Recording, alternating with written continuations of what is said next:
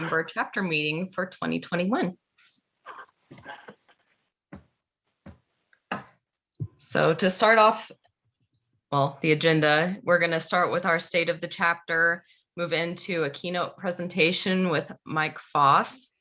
We'll go into our chapter plan, and then we'll finish up with some recognitions and awards that have been received by our members.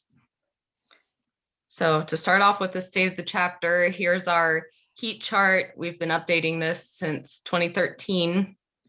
You can see, kind of want to preface the chart with the fact that we've been trying to act, sorry about that, through a pandemic. So really, I'm pretty happy with what I see here with what we've been able to do over the last year. So if you look at the first line, you can see our membership did go down, but it was mainly through folks moving. So only one member truly dropped out of our roster this year. Others just moved to different chapters. Our treasury remained basically the same. We did have a couple expenses, mainly surrounding our student chapters, which are the Kansas State University and the Wichita State University chapters. We had even more events this year than we have in the past. And some of that was in part to being able to do things virtually.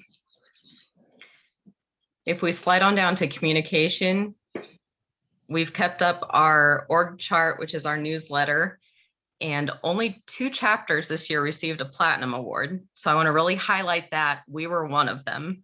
So thank you to Dr. John Huffman for leading the charge on every quarter on getting our newsletter put together. If we drop down, you can see we have member involvement in the red. We know that there was a pandemic, but we would really like to see this number improve this year. So it needs to be fixed. A little bit later, Haiti, our events director, is going to share what we have planned for this year. That'll be after our keynote. You'll see there's an asterisk at the bottom. We did change our assessment process to align with the fiscal year rather than a calendar year. So now we're going from January 2020 to March 2021. A little bit different there. We've changed our assessment method. It changed from the CAR to the CPPR. We'll be working on that. It's due on March 15th.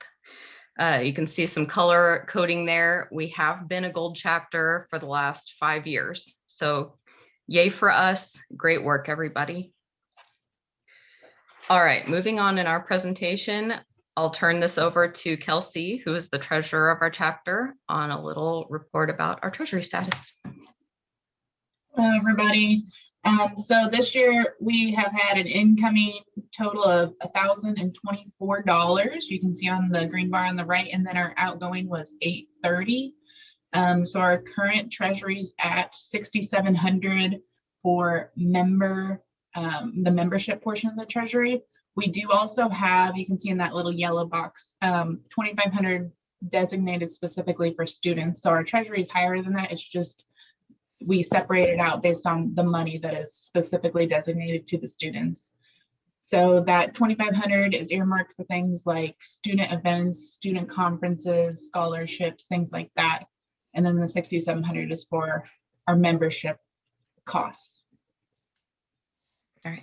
Thank you, Kelsey. Mm-hmm.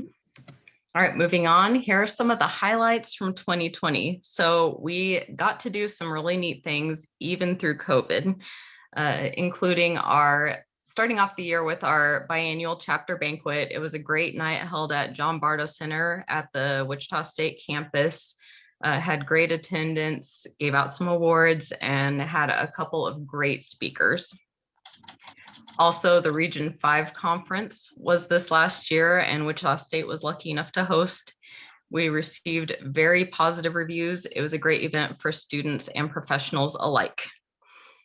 We also did a couple of fundraisers. One was with the Kansas Food Bank. We raised $810, and what that means, or the result of that, is 4 of us chapter leaders are going to take pies to the face. So we'll have to find an event where we can all be outside and get a little messy. Also, our polos and tees have arrived. I will be in touch with everyone and plan to do porch drop-offs for everybody. We raised enough money to provide the Wichita State Student Chapter Executive Board with polos as well.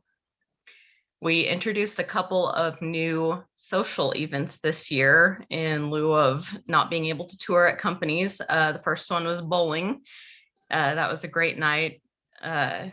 Just played a few games, kind of did a little tournament style, poker type of event.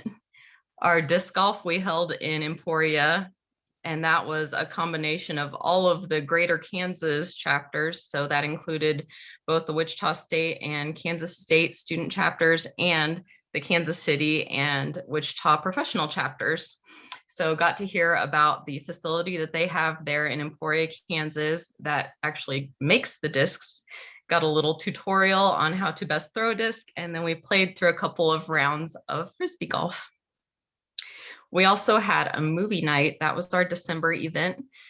And we watched Klaus, which was the Netflix premiere animated movie. We had some trivia along the way and just a fun night for everybody. We've also coordinated on watching webinars together. So here are some of the things that we hope to improve through this year. So with communications, we held virtual events and expanded some content in our newsletters. We had shared webinars with the Kansas City and Ohio State, chapter number 1. With student relations, we worked on establishing a relationship with Alpha Pi Mu with the ceremony and banquet celebrating those individuals who were inducted. We also supported the 2020 South Central Regional Conference for both students and professionals alike, and overall involvement in WSU and KSU engineering activities. And as you see over here on the right side of your screen, we did have a proclamation from our governor for the regional conference. You can see it was dated March 1st, 2019, which was an error. It was actually in 2020. But it was declared as the Industrial and Systems Engineering Day and is part of an engineering week, which we are in right now for 2021. On the membership side, we had a few new events, which were the disc golf, our Netflix party, and our bowling, and we do plan to continue those. For volunteering, we had the Kansas Food Bank fundraiser, and that raised $810, just to recap. For our visibility, we had the polo and t-shirt sale, and we did have enough money to provide the student executive board with polos. Chapter operations, we had more formal executive board and leadership meetings and have defined roles and responsibilities. All right, with that, that ends our state of the chapter. And now we would like to move on to our keynote presentation. And Dr. Hoffman will provide a little introduction for Mr. Michael Foss. And John remembered to unmute this time. Last time I did one of these, I was halfway through it before I noticed everybody waving their hands. And before I get going, I just want to say one thing really quick about the proclamation. That was, I think a lot of you know, we have been trying to do a lot more inner chapter activities. And that was something that the Kansas City chapter and the Wichita chapter went together on and approached the governor and said, we're having a major conference for students in our area and professionals in our area. There has never been an engineering proclamation in Kansas, I found out. So the industrial systems engineers are the first ones ever to have a day named after them in Kansas. So yeah, I thought that was quite a thing. And our thanks go out obviously to our friends at the Kansas City chapter, who we want to continue having improving our relationship with and doing things in the future. So having said that, it is my great pleasure to introduce Michael Foss. I've known Mike now for about 4 years. I mean, I have been involved in things where I had seen him a lot and all that, but going to conferences and all that, the last 4 years, I've gotten to know Mike a little bit. He was actually the president the first time I ever attended one of the national conferences, the annual conferences from IISE. Mike just recently took a new position. He is now head of Ocean Operations North America. Is that what the NA stands for, Mike? Right. Yeah. Okay. All right. North America. Yeah. Flexport. You know, it's funny because I said that the other day. And everybody said, "Oh, I wonder what NA stood for." So I said, "I better check with him," and I forgot to do that. But anyway, which obviously is a huge operation. Flexport is one of the leading leaders in the ocean transportation industry.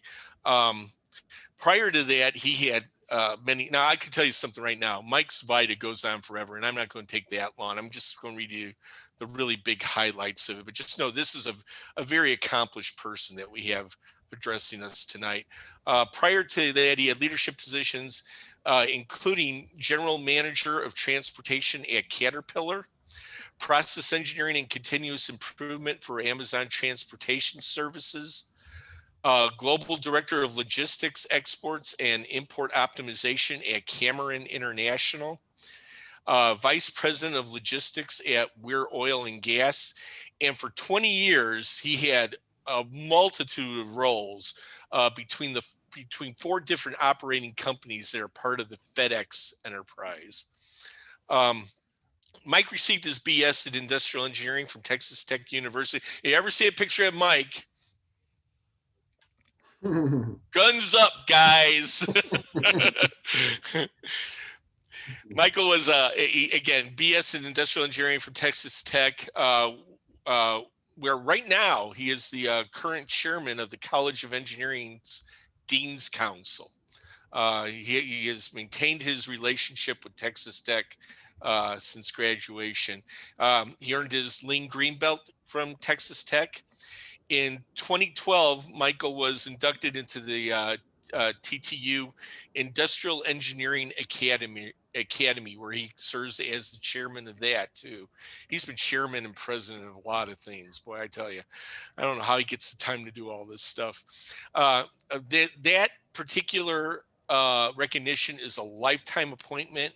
And it's really identifies people who have had significant accomplishments in the field of industrial engineering. Graduates from TTU have had significant accomplishments in industrial engineering. In 2018, Michael was awarded the Texas Tech Whitaker College of Engineering Distinguished Engineer Award, the highest award given to a college from the College of Engineering at Texas Tech. It is given for outstanding achievement inside and outside of the profession.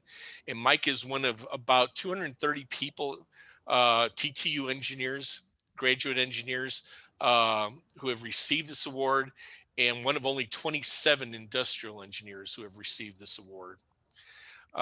Mike is an experienced motivational speaker. That's one of the main reasons why we asked him to come here today, because in this time when things are a little bit gloomy, he's the one who could point out all the opportunities and where we could go with our profession and our abilities. He's an experienced motivational speaker with several professional certifications. He offers his services through his company, Coach Foss. And then near and dear to our hearts, Mike is incredibly active in the Institute of Industrial Engineers. He is one of our past presidents, I mentioned that, and CEO of the Board of Trustees at the Institute. And lots of distinguished positions that he's held through the years, very awarded for his activities in the field of industrial engineering, and foremost his recognition in 2018 as a fellow of the Institute of Industrial and Systems Engineers, something to be incredibly proud of. And just recently, he was voted president-elect of the Industrial Advisory Board, something that I'm involved with and Joan Wagner's involved with, and several other in our chapter are going to be joining that soon. So Mike, a few of the people on this, you're going to get to know them pretty well in there. Super. So I turn over to Michael. Thanks for doing this for us. Welcome. And it's all yours. I mean, unfortunately, Mike's got to run at 8, so let's let him get through this. Oh, no problem. Let's share the screen first Yeah. to make sure you guys can see that. Yeah, we're seeing it. Let me bring you guys back to my front screen so I can see you. There you are. Cool. All right. Awesome. Well, thank you, John, for the invite to join the group this evening. And really, it's an honor to be here. You know, it's amazing to hear your story told, but it's only a blessing, and I'm only here to serve. And so it seems like the more I serve, the more I give, then the more value I can add to other people. And that's the whole goal behind it. So for any, are there any Wichita State alumni in the group? Yeah, a whole bunch. What do you know? Well, apparently it's your 125th anniversary for the school. Probably 121st this year, I think, if I did the math right. But anyway, happy anniversary. That's really cool. What you see on the screen at the bottom is, I love the motto. There's a short 30-second video on the website. If you haven't watched it, it's pretty cool. But it's at the very end, it says student-centered and innovation-driven. I was like, man, that's like the most perfect 4 words for any university. So amazing. My goal tonight is to just share with you some research that I did about where we're heading and what this little year 2020 did to a lot of things, especially our higher education system. And mostly provide you with some opportunity to think differently and consider possibility on where we're headed. I heard a department head at Boise State for the engineering department tell his professors, there's 2 types of students that's going to come out of this time frame. There's the students that's going to go, woe is me, this was horrible. I didn't get to go to the games. I didn't get to go, to the sorority parties. I had to graduate on Zoom. It was awful, right? And then there's this other student that's going to go, immense, we'll use the overused word, unprecedented challenges in 2020. I got to do this and I got to do this and I overcame this, and I can't wait to go into a company and see what kind of challenges they have so I can help them overcome it, right? So, same opportunity, but very different perspective. And that's what I hope to share with you, is just some perspective on how to deal with kind of where we are with this whole situation. So let's jump in and get started. The title of my talk tonight is There is a Better Way. That's the only way to think, right? So we are in a time of forced innovation and disruption in all areas of life.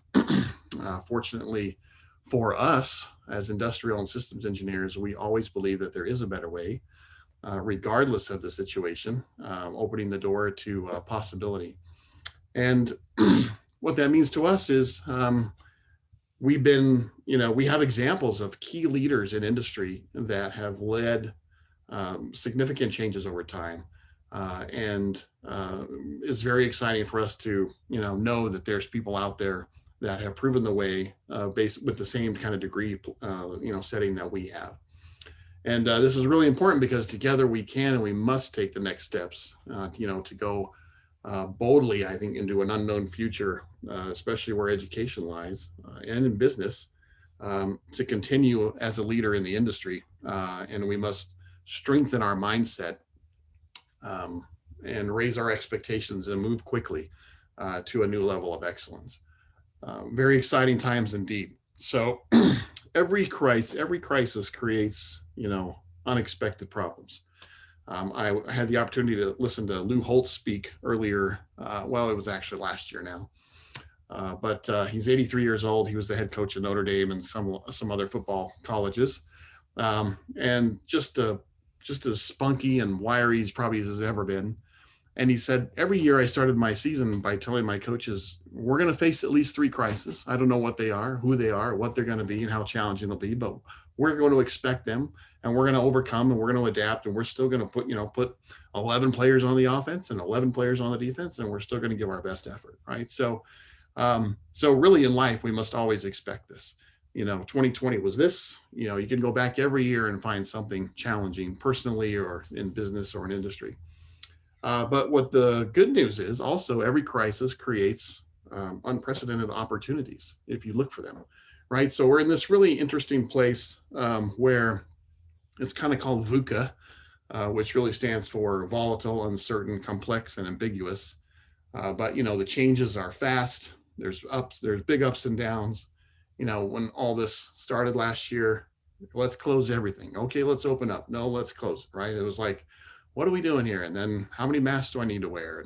And what vaccines do I need to get? And what does this mean for my business? And, how am I going to educate students this way, right? So many, many questions. Lots of uncertainty, obviously. I no longer take for granted anything going forward. I try to appreciate every opportunity and every moment that I have, because you just never know what it's going to be like going forward. The world is definitely complex now, and complexity because there's so many interconnected elements.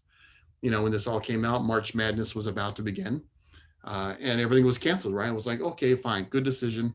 Well, that ripple effect affected a whole bunch of businesses, and life cycles of a lot of people, right? And so was it the right decision? Who knows? But definitely complex and ambiguous, right?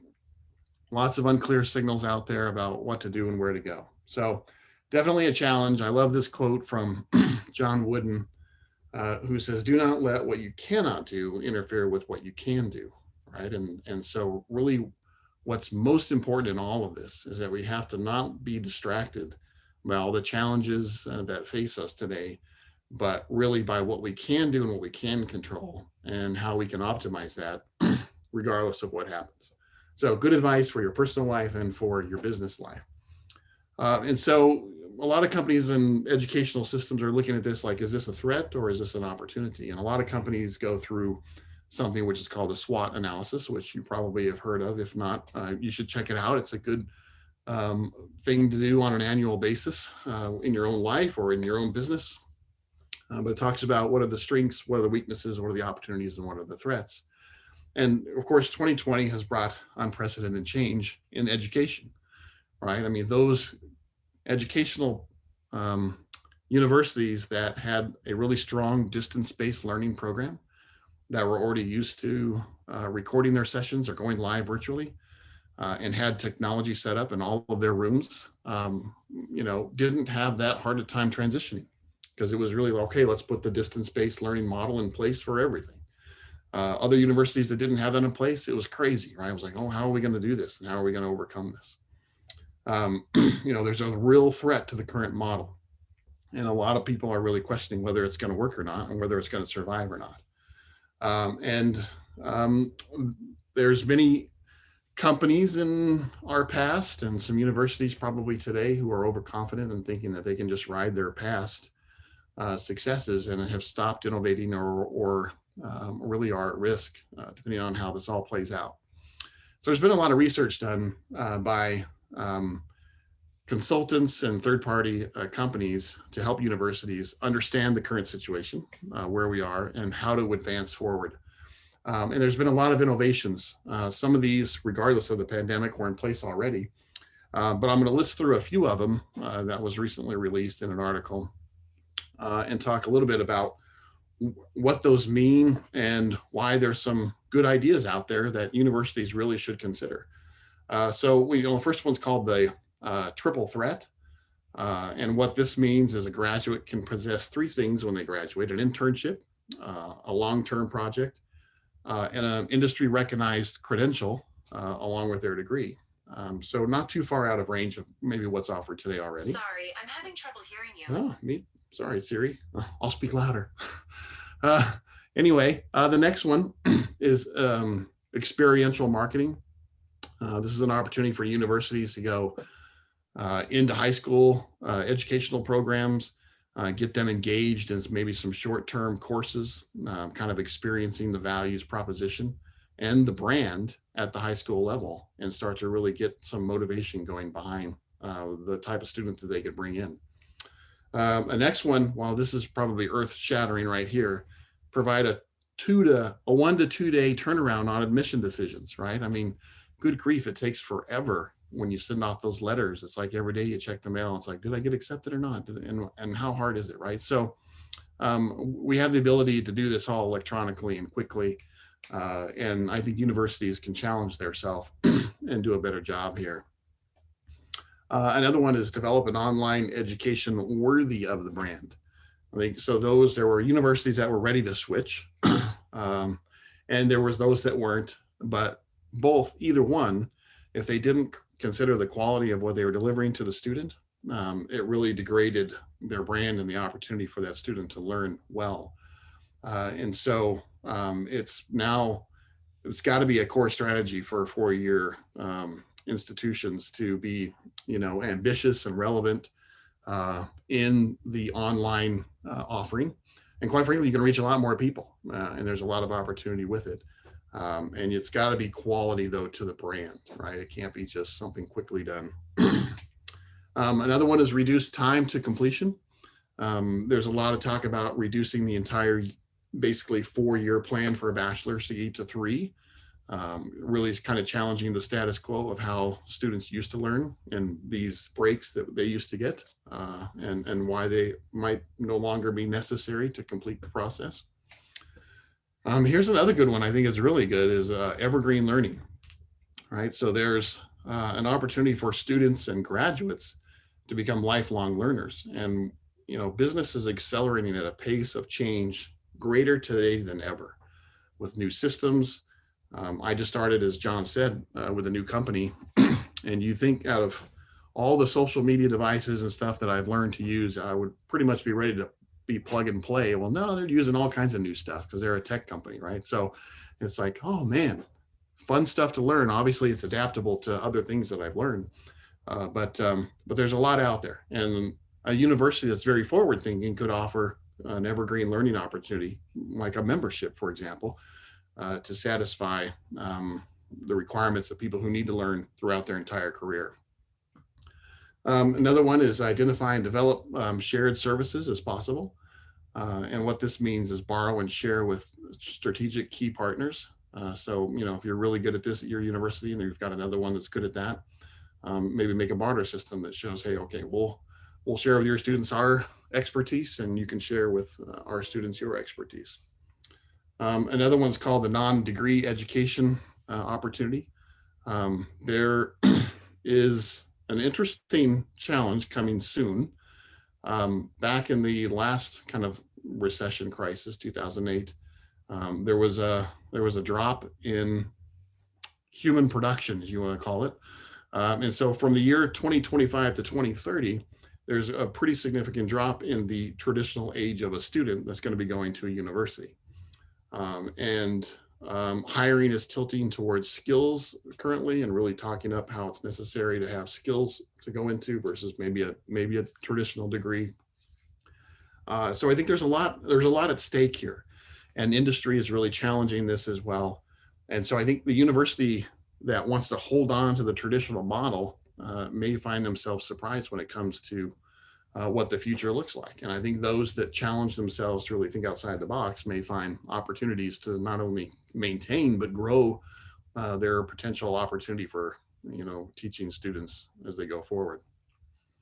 And so when we need help, who do we call, right? So IISE to the rescue.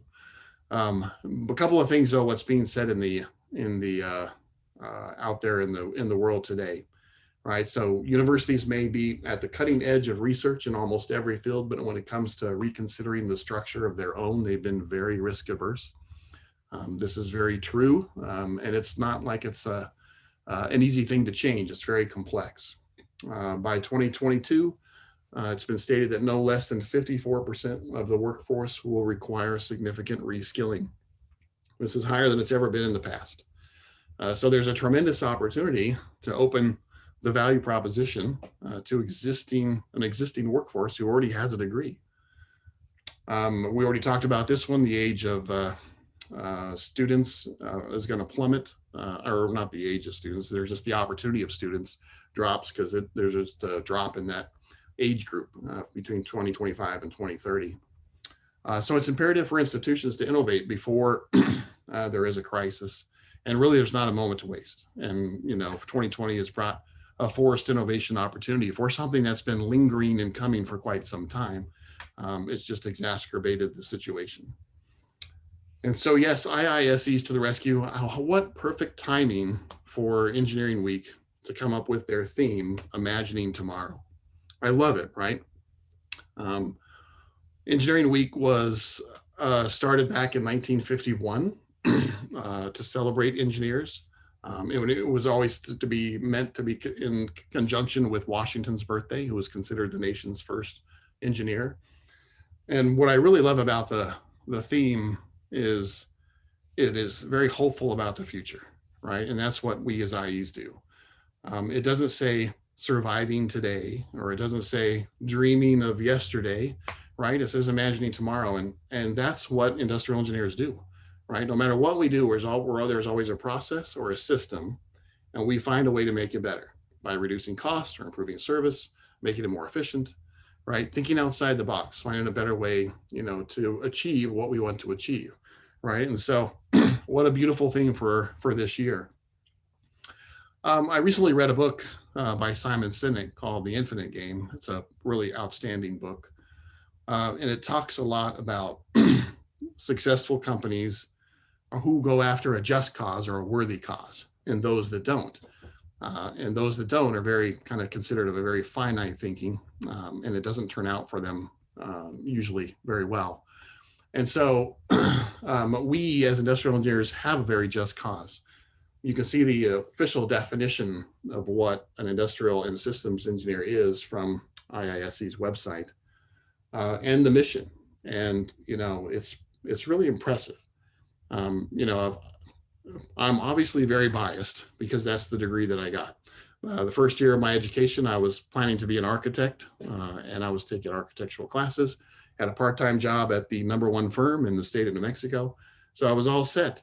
But I figured out that the 5 people that were on the name of the architectural firm were the only ones making money, and the rest of the people were working a whole lot and not making any money. At least that's what everyone around me was telling me. And so I had some mentors who pushed me to say, look, it's great. Architectural is in your family blood, but you don't have to follow that. And we think you're smart enough to be an engineer. And after a couple of quick conversations with some people who knew what they were talking about, said, you're an industrial engineer and that's what you need to be. And I don't regret it at all. I totally love it and I live it every day. And so, from Simon Sinek's book, a couple of things I think that he really noted that I really loved, which is, for companies and universities, universities are in the infinite game, right? They've been around longer than all of us for the most part, and they hopefully will be around much longer than after us. And so they're looking to contribute to something bigger than themselves, right? Something worth a value that will last well beyond our lifetime. A just cause or a specific vision of the future that's so compelling, that people want to make sacrifices to make that happen. And so, so having a beautiful mission and a beautiful goal is much better for everyone than saying, let's hit our numbers for this quarter. And so many good examples. We'll talk about a few of those. I love the statue of the David. I'm not trying to put anything on the screen here that's inappropriate. I'm talking about a beautiful statue by Michelangelo in Italy. And I actually got to see it in person myself a few years ago. And Michelangelo said, the David was always there. I just had to peel away the marble that was in the way, right? And so what a visionary, right? The beauty is already there. He just had to take away the stuff that wasn't. And so, one thing, there's a lot of people that always say, if it ain't fix, or if it ain't broke, don't, or let's see, how's that go? If it ain't broke, don't fix it, right? Kind of thing, mentality. But, if we're no longer in a state where things are slow to change. And there's always people that are blowing things up to see what will happen and to make it different. And so a couple of examples, these you probably heard of and about, but Kodak was a really successful company. When they first started, they were very innovative and disruptive. And they were the first to offer many new things in business that never existed before, which not just in photography, but they offered employee dividends, stock options. I mean, they were really advanced in what they were doing in industry. But unfortunately, they lacked, vision or courage to know what to do for the long term for the success of their company. Unfortunately, the most they could do was react to the world around them, and they stuck very much to the core of their product, saying that it would never change, it would always be important. Obviously, we know how that turned out for them. Blockbuster had a similar path. They were actually offered an opportunity to have the Netflix business, and they turned it down. On the other side, though, is Lego. And for the first 66 years of Lego as a company, they continued to increase profits until 1998. The digital revolution started to come out, and kids started to play with digital things and less with Lego things. And they took a big dive in their annual revenues. And at the very same time, there was a little guy, named George Lucas, who worked for Star Wars, and he approached Lego and said, "I've got this crazy idea that maybe we could make Legos in Star Wars type stuff." And the executive that he talked to turned him down and said, "No, that's not who we are. That's not what we're about. No, thank you." Well, fortunately, the grandson of the founder heard about the story, reached out to George Lucas and said, "Let's make this happen." And they did, right? And look what happened to Lego since they've made that decision. Not only do they have pretty much every Star Wars feature that you could possibly get in a Lego box, but they've got Lego video games and Lego movies. Now it's branched on to Marvel as well. So, sometimes you have to pivot in order to see yourself continue to evolve. And so it's really good. You got to really careful about what you tie yourself to and how finite you make your thinking. Reminds me of a story that I heard about two shoe salesmen many years ago who went to a small country to sell their shoes. This was back when, before cell phones and everything, and back when pretty much they were sending, telex messages or whatever. So they kept their messages short. And so the two salesmen went, analyzed everything, and the first salesman sends a message back that says, "Situation hopeless, stop. They have no shoes, stop." Right? And so he's like, "I came here to sell shoes. Nobody has shoes. Why are they going to buy shoes?" The other salesman says, "Glorious possibility, stop. They have no shoes." It's like, everyone wants to buy our shoes, right? Because they have none, right? So another example of just kind of how two people can go into a same situation and see something completely different, right? And we want to make sure that we always stay on the side of possibility and opportunity as we think about things. I got the opportunity to listen to Benjamin Zander, who the quote is at the bottom of the slide. Benjamin Zander is the conductor for the Boston Philharmonic Symphony. And you might say, what does he know about presenting? And it was the most captivating 2 hours that I sat through last year. Actually, fascinating presentation. He wrote a book called The Art of Possibility. And it was fantastic. And he said, the leader is the relentless architect of the possibility that others can be, right? So the leader never doubts the capacity of the people he's leading to realize whatever he is dreaming. So it was a fantastic talk and really opened my mind to possibility. In fact, that's my word of the year this year, is possibility. So really cool. Possibility is creating something where nothing exists, right? Really thinking outside the box. And we can only see what we have a category for. So you have to train your mind to think differently, right? If you, we are only limited by what our mind stops us from happening. And so let me give you an example of that. So here's an exercise. Here's the challenge, right? So, and if anyone knows the answer to this, please shout it out. But the goal here is, let me show it up for you. Oops, I'm going too far, sorry. Draw 4 straight lines to connect every dot without raising your pencil or pen or your finger on the screen if you want to do it, to connect them all. So who knows the answer? How do you do it? Yeah, go ahead. So if you start from outside the box on the bottom right, you can drop diagonally through it and then back down to outside the box, back up across to the right and back up to the top left. You're exactly right. Although I started from a Okay. center, but that's the idea, right? 4 lines. We actually, if we had 2 extra dots, we could have included those as well, but that would have made it clear as how to do it, right? So the key is people often assume that there are rules and constraints based on limiting beliefs, and limiting beliefs come to a person in the first 6 years of their life. So almost no fault of your own, just your upbringing, what your parents believed, whoever was involved in your own life created your belief system. The good news is you can overcome that belief system, but you have to identify what they are. And so, we have that second voice in our head from these limiting beliefs that often says things like, you can't do that, or you haven't done that before. You know how this turns out. It's very hard to make changes. But what we've seen here in this, very simple example is that the solution is often outside the box, right? So we have to expand our thinking. And so how do we proceed forward? I'm going to walk through these fairly quickly, but I'm happy to share this deck with everyone on the call too. John, I'll make sure you get a copy of it. But what the most important part about this is how you respond to what choices you make, right? So you can do this for your own life and in your business. And so there's 8 things that I think that are really important to do from here forward. One is be very intentional and be focused. The next one is be consistent and really look about your habits. The third one is have the right attitude and be self-aware. The fourth is learn, embrace innovation and disruption. The fifth, control your atmosphere, your circle of influence. The sixth is never settle and seek relentless improvement.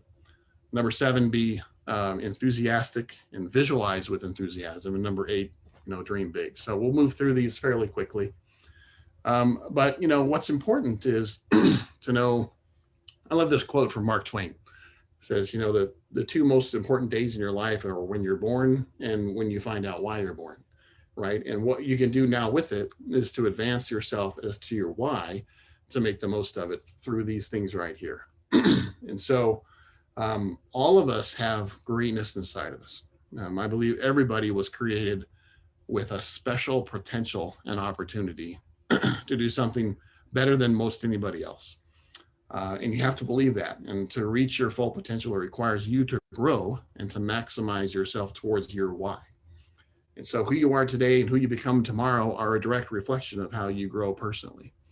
And so preparation does meet opportunity. So number 1, be intentional. To grow, you must be highly intentional. And, that what you seek, you will find. There's this really amazing thing in our brain, which you see on the screen, called the reticular activating system. Anybody ever heard of that before? John?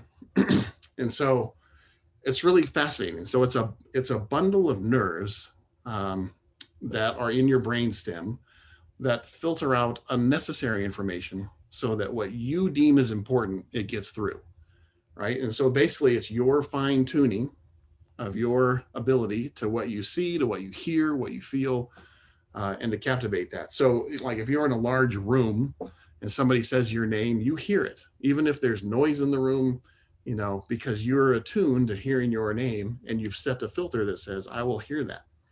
Well, it works the same for everything. So if you focus on bad things, you will invite negativity into your life. And if you focus on good things, you'll have good things come to you. So it's a really fascinating tool. I encourage you to do some research on it of your own to be intentional. But, your growth depends on your focus today. So be highly intentional about your growth. So that was number 1. Number 2 is the power of consistency in your habits. I just finished reading James Clear's book, Atomic Habits. It's a fascinating book, absolutely fascinating. And it really talks a lot about how to make good habits and how to stop bad habits. And it uses simple logic and simple approaches for yourself to do that. And when you make small changes over time, they make big progress.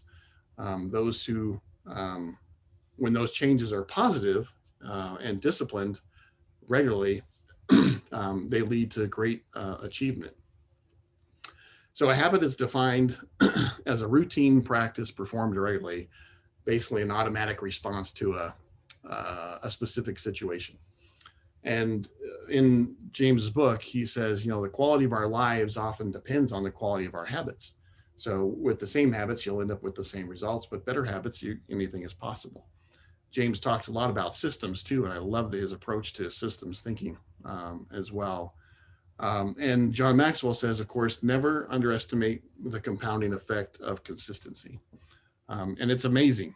It's absolutely amazing. I just recently finished a third phase of a mental toughness program called 75 Hard. Has anybody heard of 75 Hard? The founder of First Form, which is a workout company and a company that sells products for athletes. His name is Andy Frisella, and he went through this program, and it's basically several phases of a mental toughness program. It includes working out and reading and a diet program, but it's really intense and it's very intentional. And so the first phase is 75 days straight. The hardest part is there's no alcohol for 75 days, right? So, and that's the most reason why people don't start. They're like, well, I have a birthday coming up, or I have this coming up. It's like, there's always an excuse, not to start, right? Where our whole goal in life, in personal life, plus in business, as an IE especially, right, is to be better than yesterday. I even have this sign here above my desk that was in a box. My son bought me a pair of shorts this year, and the company puts that in the bottom of the box. So when you pull out your product, you see that right in the bottom, and they're athletic shorts. So it's pretty cool, right? Better than yesterday. I love it. So the third one is about having the right attitude, right? And being very self-aware. I love this quote. It says, you cannot escape the result of the choice of your attitude. Darth Vader knows that best, more than anyone. So an attitude is a choice. It really is a choice.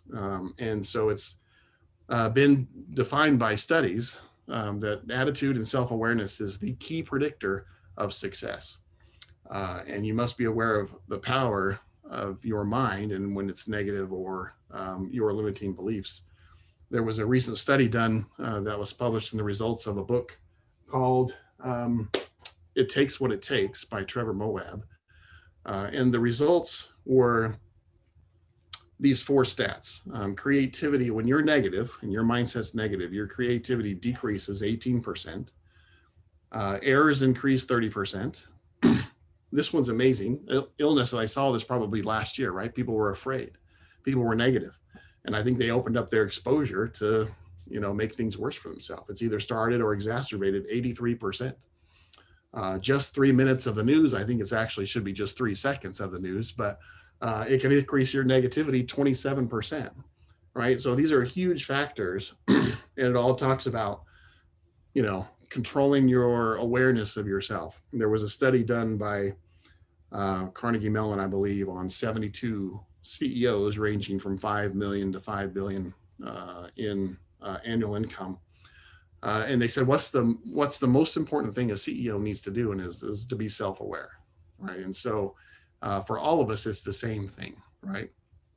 And a lot of people are like, well, the facts are life's tough. There's all these challenges, right? And so the only way your mind can't be negative and positive at the same time. And so the only way to get out of the negative mindset is to do the opposite. And gratitude is that most top level, where if you begin to be thankful, you will see things differently. And you can't be thankful and depressed at the same time, right? And so there's something called the mood elevator. Many of you probably have seen the graph. It came out in the 80s. If you just Google the mood elevator, you'll get the series of moods, and there's 10 on the negative side and 10 on the positive side. It's a good thing to carry around. So whenever you're feeling negative of any type, you can just look at the chart and say, I need to be positive. I need to be proactive. I need to be creative. I need to have gratitude. All right, so the next one is learn and embrace innovation and disruption. So you need to learn, read, advance your thinking. Oftentimes when I talk to students, they're like, I just can't wait till I graduate so I never have to read another book. Probably was there myself, right? Well, that's, give yourself a break, sure, but maybe just this long. Because really advancing yourself is the only way to move forward and accelerate your opportunity for greater success. And I like to define innovation and disruption these two ways. Innovation is making something better, significantly better, and disruption is making something obsolete. And that's what you do when you learn. It opens your mind to think differently about how you make things better and how you make things obsolete. And so you must be focused both on innovation and growth. So in 2020, I told you I started this program last year called 75 Hard, and it requires 10 pages per day of reading of it can't be a fiction book. It's got to be something that's either self-development or good for your business. And so I read, I don't know, these 7 books in the first 75 days. And now I'm hooked. And now I do like 20 pages a night. And I'm like, I've got a list of books over here. In fact, here's a picture of what I'm doing this year in 2021. I'm through 5 books. I'm just started my 6th now. And it's fascinating, right? And what I love to do best for me is I get the actual book. And if there's an audio book read by the author, I'll play that in the background with my highlighter. I'll make notes and sticky notes. But it means a lot to me. And then I'll post some stuff about what I've read. But, you got to find the best way to learn. And I love learning. It expands your mind. And it's been said, once your mind has been expanded, it can never go back to the way it was before. And so I encourage you guys to learn. Mark Cuban, you guys know Mark Cuban, owns the Dallas Mavericks. He's on the Shark Tank. He said he dedicates 3 hours a day minimum to learning, which includes reading books, internet researching on companies that he's helping with Shark Tank. But he's like, that's the only way to be successful is to continue learning. So very important. Another one that's equally important is controlling your atmosphere, your circle of influence. You got 2 choices. You can hang around the people with the red lightsabers or the ones with the blue and the green. If you're a fan of Star Wars, obviously, the red ones are the not good guys, right? Unless you're evil. Anybody evil on this call? No, I don't think so. And so it's been said, and you guys know this, but it's really true. And the people you hang around the most are the people that you're going to become like. So it's really, really important for you to ask yourself the question, are you spending time with the right people? And what is influencing you? So are you associating with people that are greater than you? People who make you uncomfortable, but in a positive way. People who make you better. People who raise your level of identity and who expect more. And this includes what you allow into your mind through news and social media. Are you listening to the right people who are encouraging you, lifting you up, challenging you, or are you listening to the people who are complaining about everything that's wrong? It does no help. You need critical feedback to grow. I love this quote from Gandhi. It says, I will not let anyone walk through my mind with their dirty feet. And that's the precious space that you manage and that you control, right? So what you let into your mind is extremely important and you control that. You can't always stop it. It may be your family or somebody else that may be very negative, but you try to limit it and you try to offset it and you try not to let it go anywhere deep past your ears, right? And really control it. Number 6 is never settle and seek relentless improvement, right? So as an IE, this comes naturally to all of us, right? Malcolm X said, that which you do not hate, you will eventually tolerate. And what this means is you'll get out of your life what you accept. We tend to become, average becomes a slow asphyxiation where over time we become immune to the person that we've become. It's as simply as saying, I'm a little pudgy versus saying, I'm overweight and I need to do something about this, right? We just don't magnify to the degree which the pain ought to be affecting us. And that's really important. Weldon Long stated this in his book. His book's called The Power of Consistency. It's a great read as well. He says, your expectations create the ceiling for your results. And in any business, any sports team, any life, When you walk in the door and the leader of the organization says, this is our target for today, you pretty much eliminated the opportunity to go much above that, because you've sort of set this, defined limit already. And there's been study done on this time and time again about people putting a limit on what people think and then removing that limit, and people don't go above it. So it's really important to make sure you don't falsely set a limit that is below what you're possible for. And a lot of people say, well, I don't have the resources to do it. I don't have the money. I don't have the time. I don't have the priorities. And really, I heard it said perfectly once before. It says, it's not that you don't have the resources, it's that you're not being resourceful. And when you're resourceful, there's always a way to overcome, no matter what the challenge is, right? And that's what we do best as IEs, right? There's nothing better than you doing a full out study and you've got a path forward, and having operational leaders or vice presidents or whatever say, we can't do it, can't be done, no way. And then you go do it and they're like celebrating at the end of the year going, high five, I knew we could do it, right? Right. But it takes you to see it, and you got to be resourceful. So two things though, right? It's called blissfully dissatisfied. That's what you should be. You should always be grateful for where you are. We have so many blessings and so many benefits, right? Things that we should never take for granted. But yet you should be crazy, hungry, and in a crisis to get to the next level of yourself, right? And so I heard Ed Milet say this. Ed Milet is a pretty inspirational speaker. And he said, I have this mentality that says I always do one more. So no matter what he sets out for, whether he's going to the gym to work out or he's going to read a book at night, read a couple of chapters, whenever he gets done with what he planned to do, he always does one more, because that's what champions do. And it creates this mental toughness about always doing a little bit more. And that's all it takes to be successful in today's industry, is going just a little bit further. So great. I love this at the top right. Average is the top of the bottom, the best of the worst, the bottom of the top, the worst of the best. We are not mediocre. We are not average. We are ISEs. And so we should never settle for anything less than that, right? I love it. And so two last topics, and then we'll jump into some really quick questions. I do have a meeting to go to in a couple minutes. But first, we must visualize with enthusiasm. This is a picture of Jimmy V. He was the head coach for North Carolina State. He passed away of cancer many years ago. And the year his team won the national championship, he met with his team in the preseason. They met at the gym, and he didn't ask them, hey, how was your summer? Did you work out? How are your grades? He didn't say, Kansas is really tough this year. Georgetown. He didn't say Wichita State's pretty tough this year. What he said to his team was, this is how we're going to celebrate when we win the game. He says, I'm going to run around on the floor with my arms spread out, and I'm going to chest bump all my players in the center of the field. And then we're going to pull out the ladders and we're going to cut down the nets, right? So there were ladders in the gym. So he walks his team over and they all take turn cutting down the nets.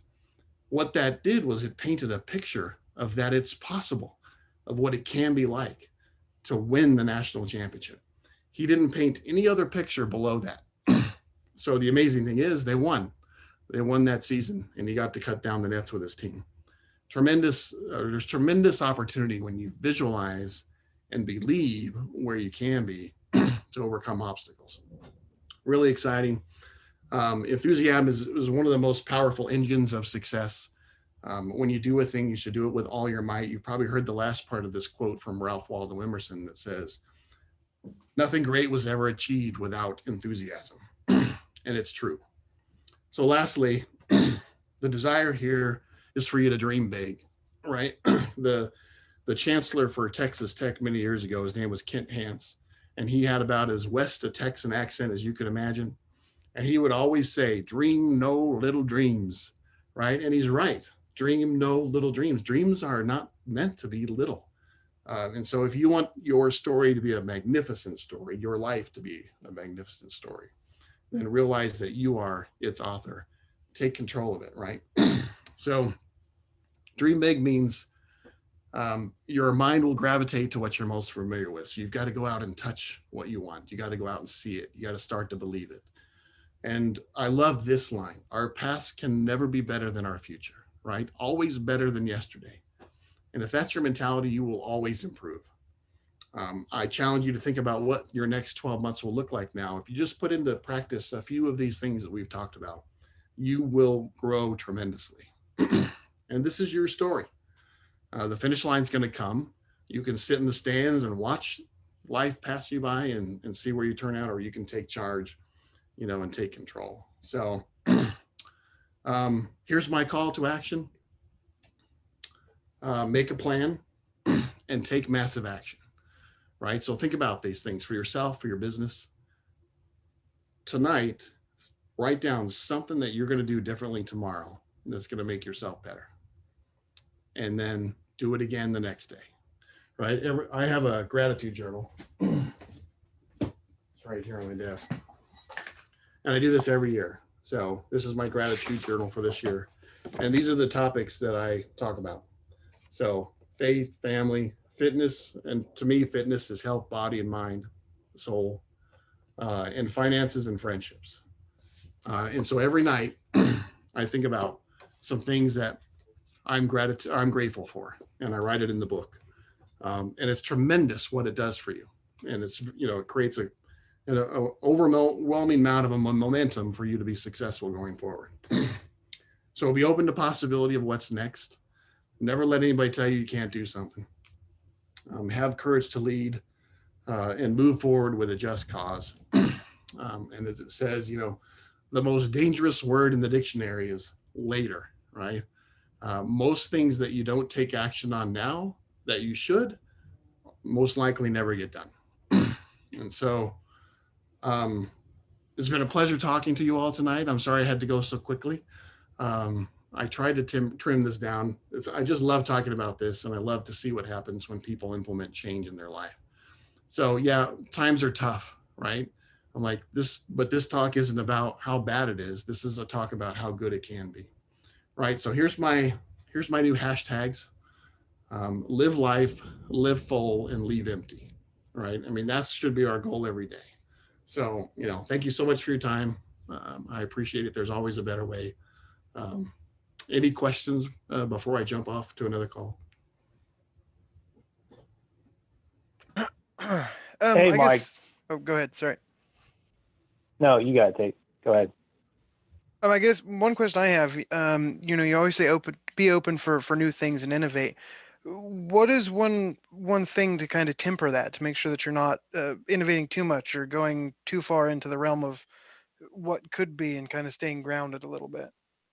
I would say don't temper it. There will be enough naysayers that you come across that will temper it for you.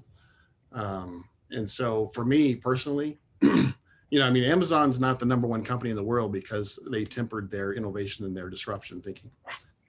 Jeff Bezos believes every day is day one.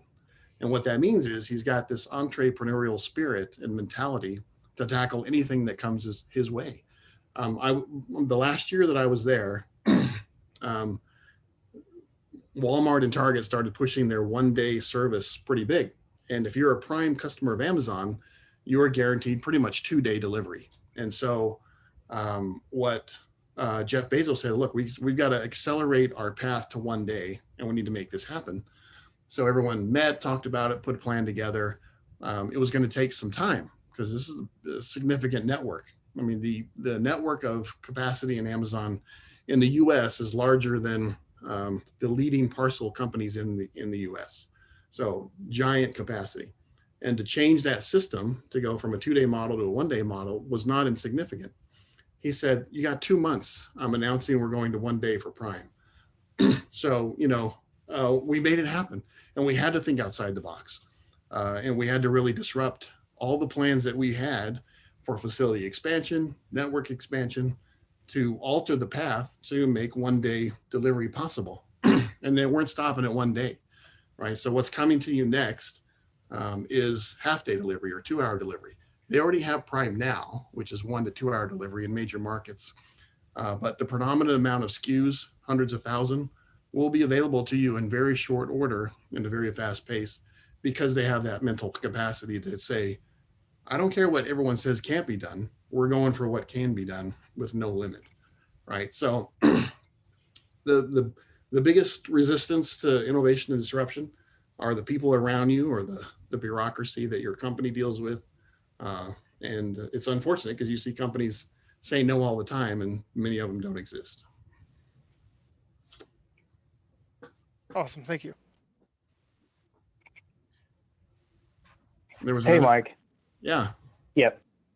Hey, you had mentioned that we need to visualize with enthusiasm, and it's pretty easy for a person to visualize an opportunity, but how do we get others to have a shared vision amongst a team? Yeah, it's a great question, Justin. I love the way you said that, shared vision. There was a book that FedEx adopted as their leadership development program called The Leadership Challenge by Kuznos and Posner, and it talks about the 5 exemplary practices of leadership. The first one was model the way, and the second was inspire a shared vision, right? And so an exemplary practice of leadership is getting not only your team, but your peers and upward to share a vision of a future that, is compelling, right? And that's what Simon Sinek talks about in his book, The Infinite Game, is about painting a picture that's so compelling. And so it takes extra effort. Most people don't have the capacity to really see and do what I've just talked about in this talk tonight. Most people don't even have a plan for their life. Less than 3% on average have a plan for their life where they actually have goals written down. And only 1% of those 3% actually make progress on those goals, which is amazing, right? And so the fact is, it's human nature for people to gravitate that lowest level acceptable standard, and you have to fight against that. And so you really have to challenge the way of thinking. Of course, you can't be abrasive. You've got to do it in a way that's compelling. My first day on the job, when I went to the Memphis hub, when I worked for FedEx, I went out, I viewed the operation, and I came back and I told the vice president of the operations, I said, whatever your productivity target is, double it. We're gonna change the world in your operation. He says, son, did you unpack your boxes yet from your office? I said, no. He says, don't. He says, go back where you came from. And he was like, this is the Memphis hub. We can't go down 30 seconds late. This is how the world operates, right? Through the Memphis hub. It's the world's largest cargo airport.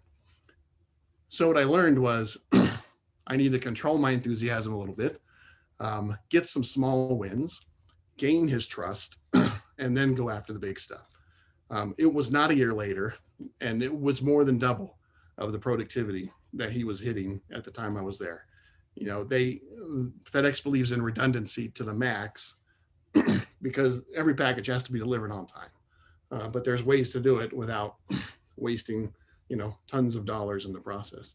So you just really have to gain some momentum, share your story. I love doing root cause analysis to understand what the blockers are, why people think a certain way, and then putting countermeasures, how to overcome those thoughts and those challenges.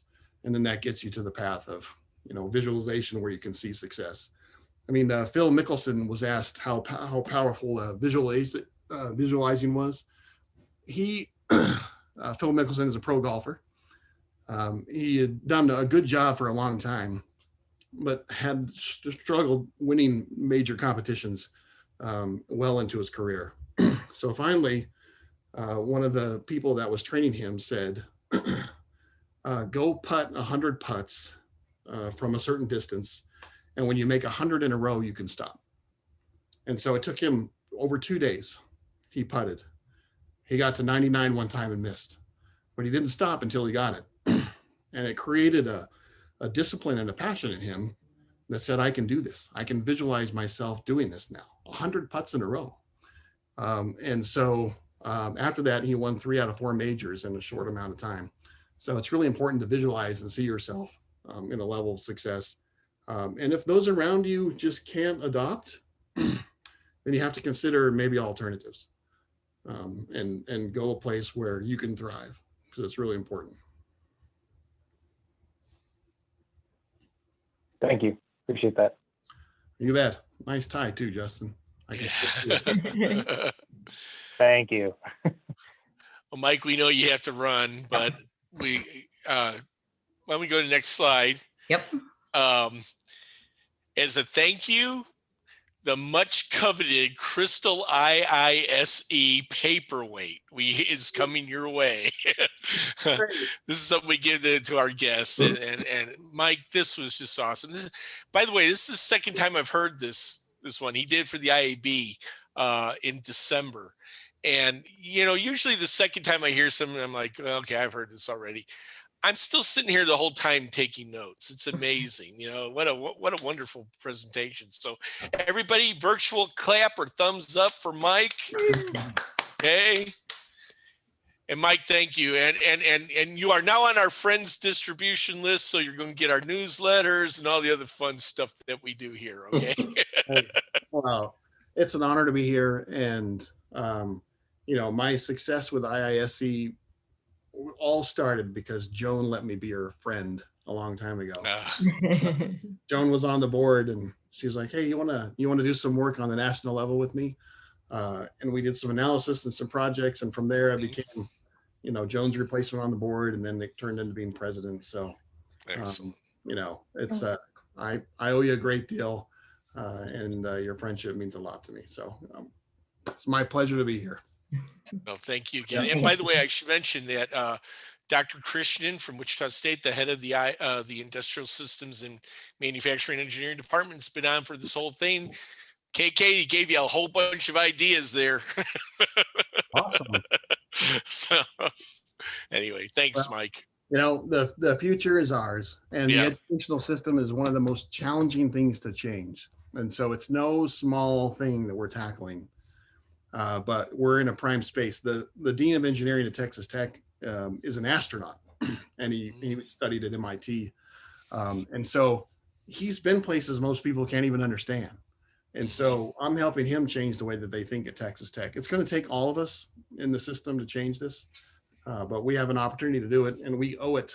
There's a lifetime of people coming behind us that deserve to be trained at the best way possible. And so they can be successful and live their best life, right? So Very good. Thank you so much. Thank you, Mike. Yeah, pleasure to be here. All right. That was great. So moving on, we'll step into our chapter plan, first with a message on our upcoming events from our event director, Haiti, and then we'll go into some other things that we hope to improve with Tate. All right. Yeah. I'm your event director. Just wanted to touch a little bit about the future events, since that we've already covered a lot about what we've done in the past. So firstly, I wanted to highlight one of our next events, which is on March 19th, the Lean Six Sigma Greenbelt event hosted by Wichita State University. And I believe Julian is on still, possibly. I don't know if you want to say a few words about that. Sure. Actually, first I was going to introduce two people. Joyce Chiam's here. She's vice president right now. And then it looks like Dr. Nana Panini, or just Dr. Saidib, was able to make it. Is he still on? Oh, yeah. I don't know if he can show himself right now so everybody can see him, but not to put him on the spot there. But yeah, just two people that some of you maybe haven't met, including me. I'm Julian. I'm the president right now. So nice to meet everyone. So this month, or no, I'm sorry, next month, in March, we've got the Lean and Six Sigma Greenbelt trainings that we're doing. We're targeting mostly students and hope to drive a lot of membership with that. We've had a lot of interest with students. We sent out a survey and got, I think, over 90 of them back. So yeah. But as far as prices, for professional members, it's $800 or maybe $795. And being online and on demand, it's about 3 days of training content, and you'll have 6 months to complete that. So it's real easy. Just go at your own pace there. And yeah, that's all I've got. Thanks. All right, thank you.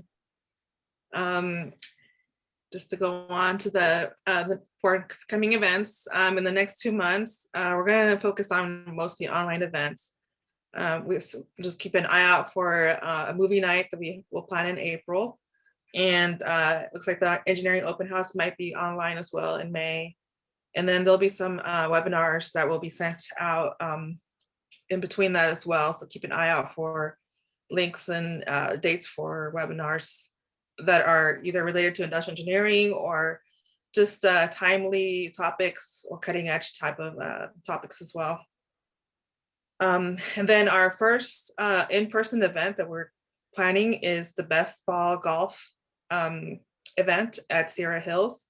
And that's going to be on May 14th. So it should be an outdoor activity, a little safer, and we're hoping to see people out there and have fun. And then during the summer, we'll have a little short break, but we plan on starting up some more in-person events right after that.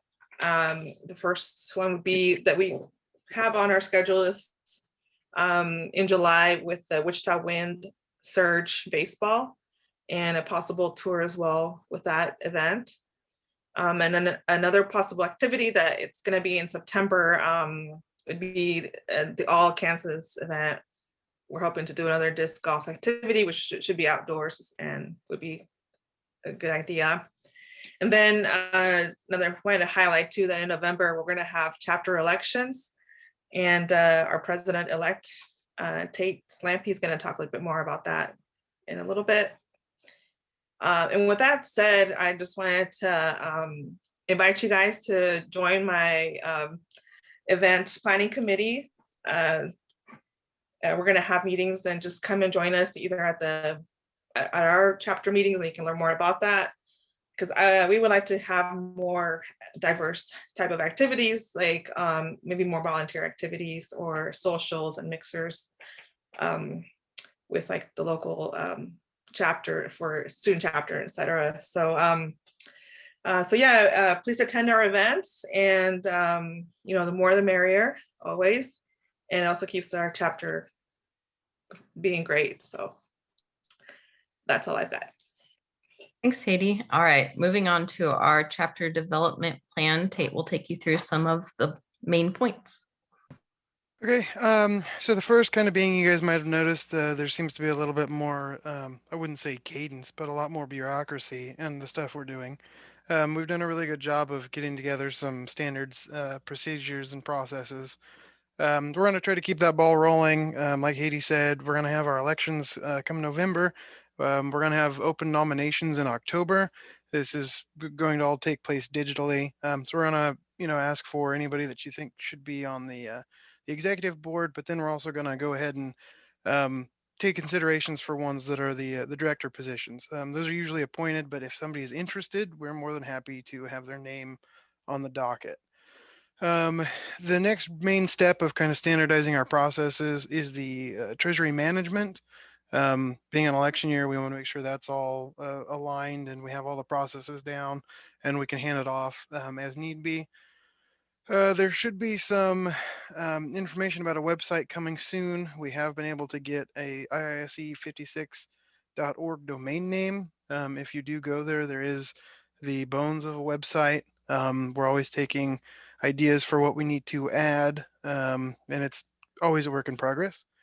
We're going to keep trying to do the inter-society relations. I'm a member of the WCES board. We're going to see what we can get involved in with other groups, kind of get the ball rolling, get everybody back together, especially as COVID starts to, hopefully, cross our fingers, wind down.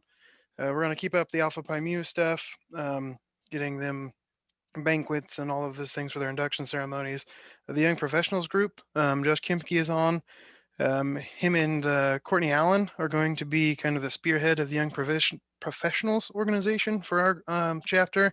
Hopefully they're going to be able to get in some mixers and some other things to kind of socialize everybody in this chapter and, really raise the camaraderie and make it feel like a really fun group to be in.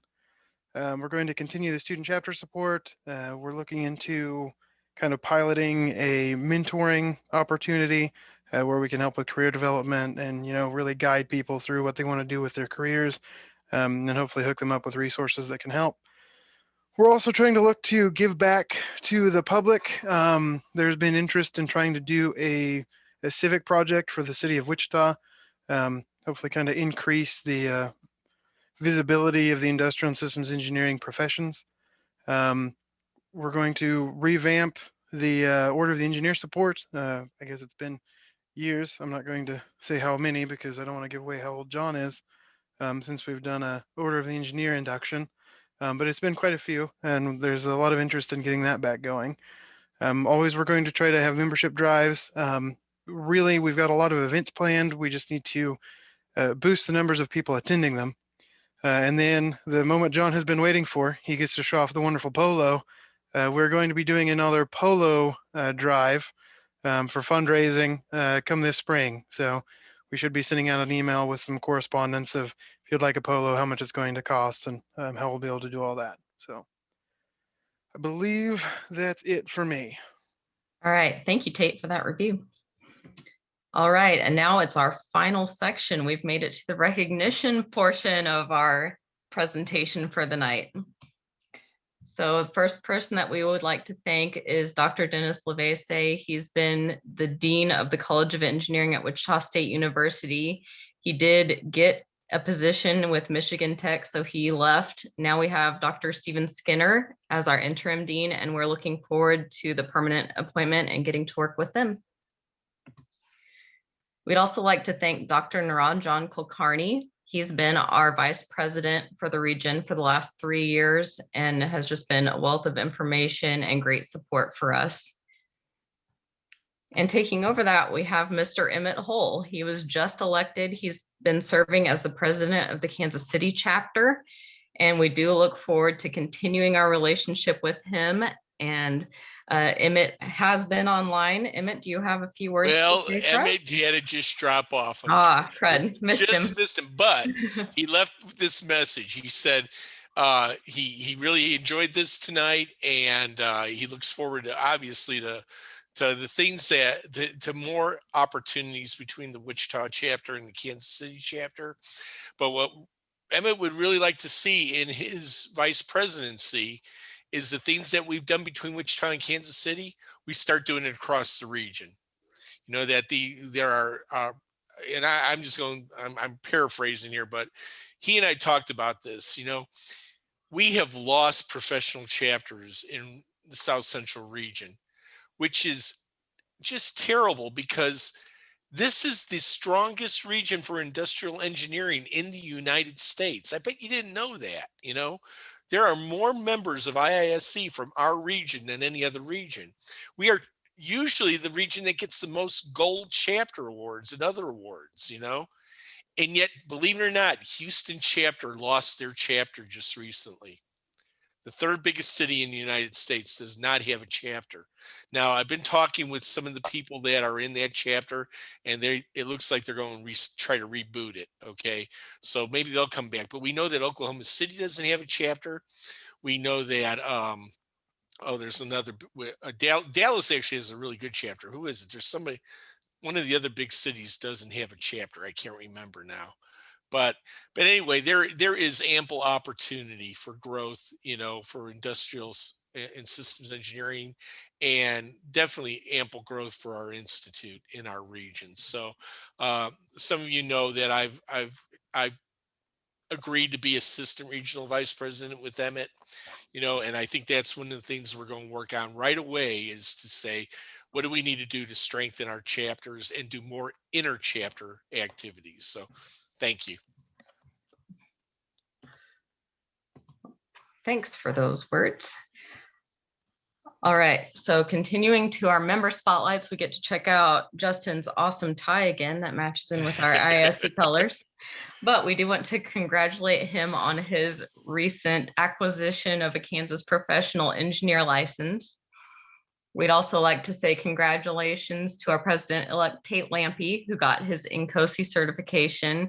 And just this week, I graduated from the Elevate Leadership Development Program for Textron Aviation. Now for some company spotlights. Just over the last year, Textron Aviation made some masks for employees and community to try and get us through this pandemic. We had Wichita State's ISME gave a sponsored virtual tour of the Deloitte's new digital factory at the Innovation Campus. And then Spirit Aerosystems got a couple of awards, one for Outstanding Corporate Partner from IISE and also the Implemented Solutions Award. Also a big spotlight on Spirit. We had many people help out with their ventilator program, and you can see the vast majority of the folks do belong to our chapter of ISE or did belong at the time and now have transferred to a different chapter. So thanks to all those individuals and congratulations to everybody. And then finally, a little kudos to us. Like I mentioned in the very beginning of this, we were a gold chapter again this last year. So thanks to everyone for your support. It's been a great 5 years. I know Dr. Huffman can attest, it's come a long way from what it was in that time frame. And also, again, a reminder that we received our Platinum Award for the newsletter, and that's gone on for the last 3 years. All right, and now I'd like to open the floor to any questions. What's out there? What are you thinking?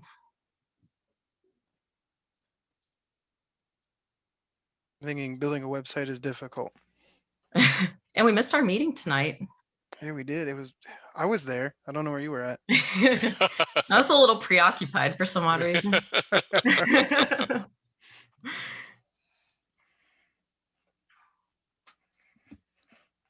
Mike, why don't you say something really quick about the website? Tate, what the intent is there?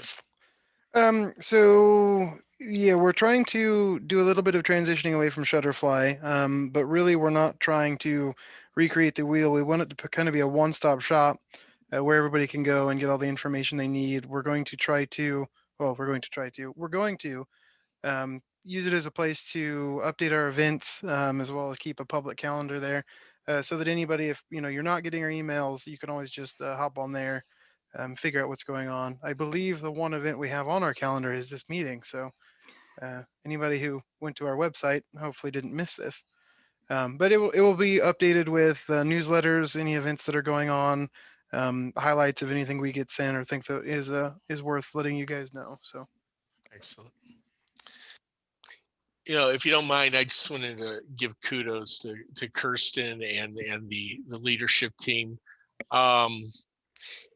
We were pretty ingrained, Randy, Lloyd, Tina, myself, and Kelsey, in running this organization for a long time. And I know when I announced that we wanted to, age right size this and everything, that there were some people that were concerned about that. And I remember a couple people saying to me, I don't know if I'm going to go on if you guys aren't involved. Now, we've stayed involved, that's true. But, this has been a very smooth handoff. And I'll tell you, I didn't think it would be once the COVID stuff started. I mean, I thought this was going to be an absolute train wreck, and that we would bleed members and all that. It's been great that our corporate sponsors have stayed with us, and in fact, actually have voiced great support for us during this time. Tom Gentili, actually sent me an email saying how much he appreciated the efforts that we're making in this, because we're considered strategic to the Spirit company now. And I know that's the case with Textron too, and others. I still think there's a lot of room for growth. I think we'll come out of this COVID stuff well. These guys have an excellent plan, but if you don't mind, I'm going to reiterate, we need involvement, people. All right. That scared me a lot when I saw that our average attendance at events was down to just 9 people out of 84. Now, come on, we could do better. All right. Even tonight, I was hoping for a bigger turnout. I'll tell you the truth. Okay. At the same time, I appreciate the people that are showing up. They tend to show up to a lot of things. That's really great. Let's get our buddies out there to also be part of this now. I realized it was really easy to take off this year from everything. Okay. But as Mike just told us, we got to do better every single day, no matter what the situation we're in. Okay. We're coming out of this nightmare, and let's be better than we've ever been before. I hope we could say someday that this is our 10th straight year as a golden chapter. Right now, IISE is hurting really bad, and we're still one of the strongest chapters. Most chapters lost 10 to 20% of their members this year. We only lost a few, and we think we're going to get them back really quick, by the way, those levels. So again, congratulations to the leadership team. Without them, this would have fell apart really quick, I believe. But also congratulations to all our members. And thanks for giving me the time to give you the congratulations. Sure, thanks. And I'll reiterate it, without the exec board and leadership board, we wouldn't have the success that we did over the last year. So thank you to each and every one of you.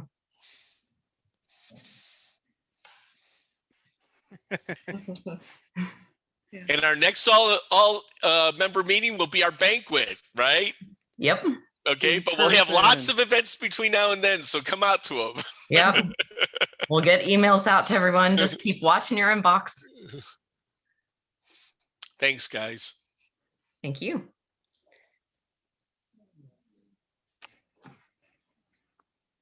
Well, is that it? Yeah. That's it. Let's clear this over. Do we have to put in a vote? Do we have a motion? I We need make a a motion that we anyway. adjourn. I second.